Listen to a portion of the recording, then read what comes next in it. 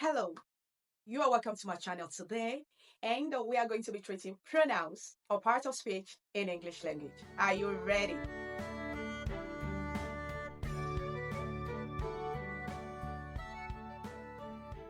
Okay, a pronoun replaces a noun in a sentence.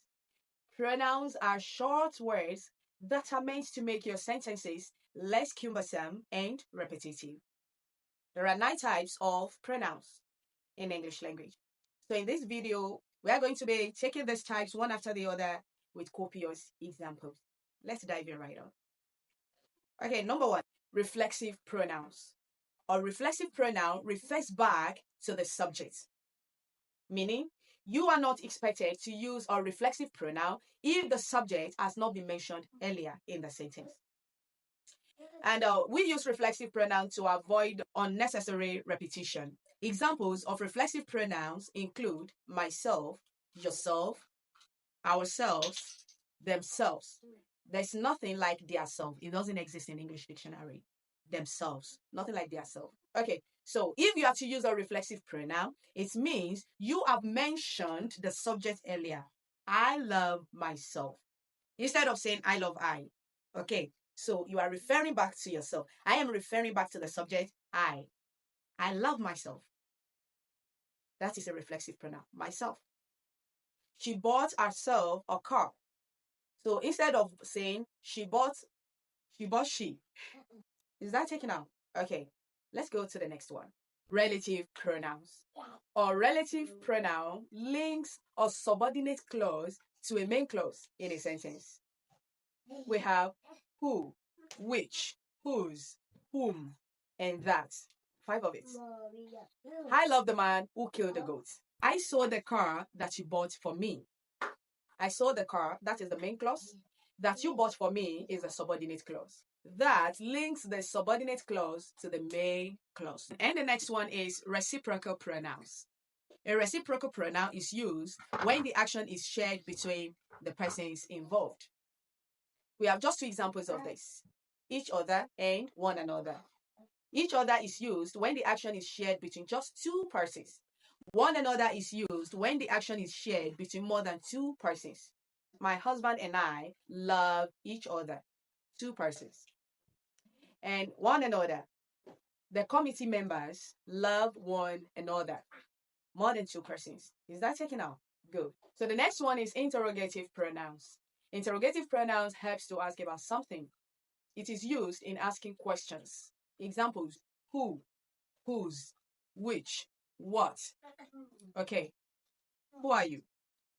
What do you want from me? Okay, so interrogative pronouns is used to ask questions. All right. And the next one is possessive pronouns. A possessive pronoun shows ownership. Examples: his, ours, yours, mine. The car is mine.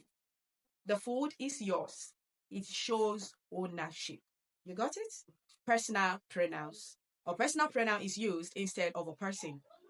The common personal pronouns examples are I, we, you, they, them, us. When a personal pronoun functions as a subject in a sentence, it is called subjective pronoun.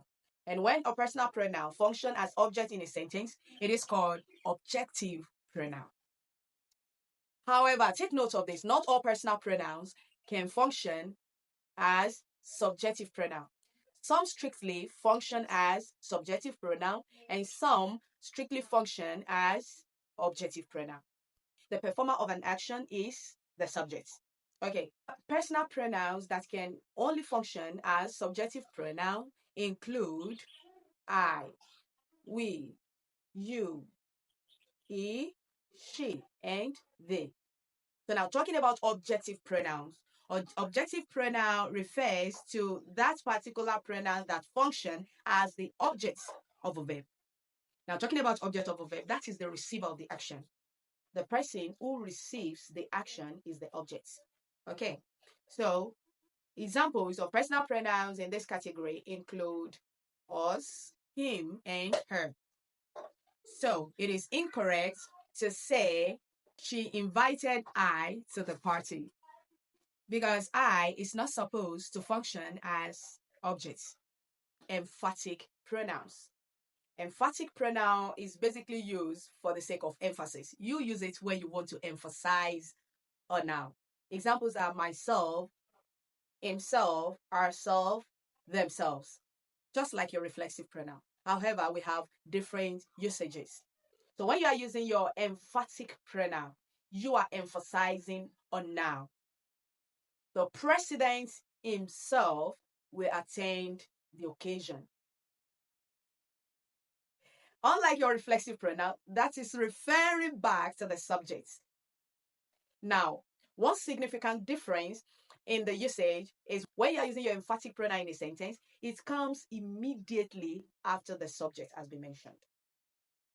But when you're using your reflexive pronoun, it comes as the object of the sentence. It comes at the end of the expression. It comes after the verb. But your emphatic pronoun comes immediately after the noun. You got it? Indefinite pronouns. So you use your indefinite pronoun when you are referring to a non-specific person or thing.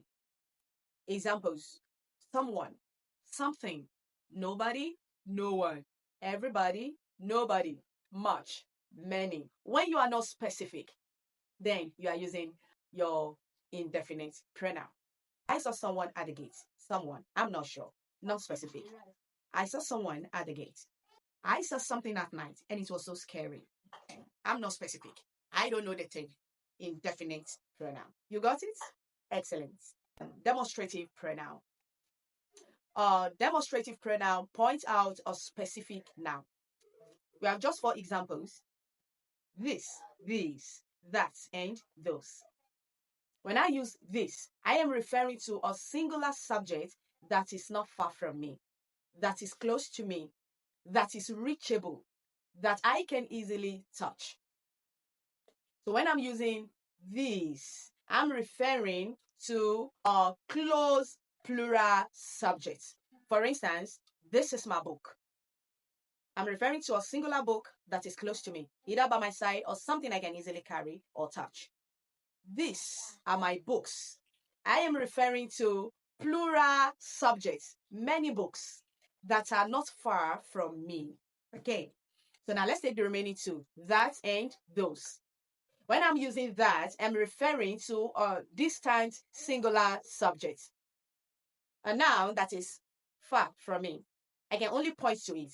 That is my book, meaning it's not close to me. So when I'm using those, I'm referring to a distant plural subject.